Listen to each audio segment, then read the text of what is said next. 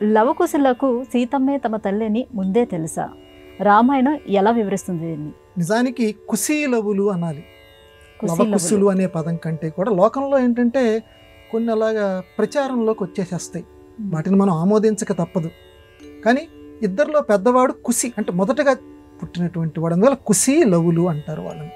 సరే, వీళ్ళకి సీతమ్మ తల్లి అనేటువంటి విషయం ఉత్తరకాండలో చెప్తాడమ్మా. ఇది వాల్మీకి రచించినటువంటి ఉత్తరకాండలో ఉంది ఈ విషయం. వాల్మీకి ఆశ్రమంలో ఉన్నప్పుడు తెలియదు, మనం నమ్మలేం. ఎందుకంటే లోకంలో ఉన్న ప్రచారంలో ఏంటంటే సీతమ్మ తన తల్లి అన్న విషయం వాళ్ళకి తెలుసు అని మన అందరికీ ప్రచారంలో ఉంది. కానీ రాముల వారి యొక్క ఆస్థానానికి వచ్చిన తరువాతే, రామాయణాన్ని గానం చేసిన తరువాతే వాల్మీకి మహర్షి అక్కడికి వచ్చి, ఇదిగో రామా వీళ్ళిద్దరూ నీ బిడ్డలు, సీతమ్మ తల్లి అని చెప్పిన తర్వాతే అప్పుడే ఈ కుశీలవులకి, ఈ లవకుశులకి సీతమ్మ తన తల్లి అని, రాముడు తన తండ్రి అనే విషయం తెలుస్తుంది.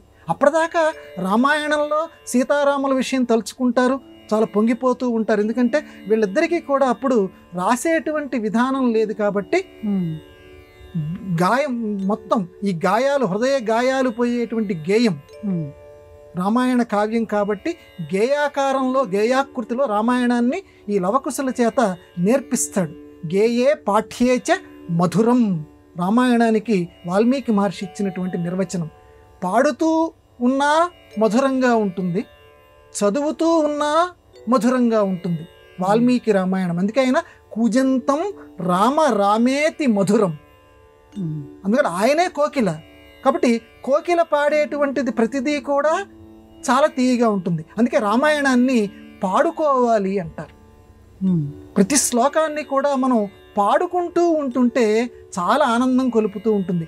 ఆ పాడుకునే విధానాన్ని మొట్టమొదట ప్రవేశపెట్టినటువంటి వాళ్ళు ఈ కుశలవులు. ఈ కుశలవులు తమ మొత్తం ఈ రామాయణాన్ని మొత్తం దేశం మొత్తం మీద ప్రచారం చేస్తూ ఉంటే, పాడుకుంటూ ఉంటే అయోధ్యలో ఉన్నటువంటి రాముడు తన సన్నిధికి ఈ కుశలవుల్ని పిలిపించుకుంటాడు. పిలిపించుకొని వాళ్ళ ద్వారా ఈ రామాయణాన్ని వింటాడు. వింటూ అప్పుడు ఏంట్రా వీళ్ళిద్దరిని చూస్తుంటే నాకేదో స్పర్శానుభూతి కలుగుతోంది, నా బిడ్డలా అన్న అనుభూతి ఆయనకి కలుగుతుంది. వాల్మీకి వచ్చి చెప్తాడు. కానీ దురదృష్టం ఏంటంటే అమ్మా, వీళ్ళిద్దరూ తల్లిదండ్రులని పరిచయమైనటువంటి క్షణమే ఆ ఉత్తరకాండలోనే అప్పుడే సీతమ్మ సెలవు తీసుకుంటుంది. భూమాతని ఆహ్వానించి లోపలికి వెళ్ళిపోతుంది. అంటే తల్లి అన్న తెలిసిన తర్వాత తల్లి దగ్గర ఎక్కువసేపు కుశలవులు ఉండలేకపోతారు. తల్లి అని తెలియక చాలా కాలం గడుపుతారు. ఇది ఉత్తరకాండలో. అంటే ఏంటనమాట అండి, అనుబంధాలు. ఇక్కడ వాల్మీకి మహర్షి మనకు చెప్తోంది, అనుబంధాలు అనేటువంటివి శాశ్వతం అనుకోకు. అనుబంధాలు అనేటువంటి లోకంలో ఎప్పుడూ కూడా అశాశ్వతాలు.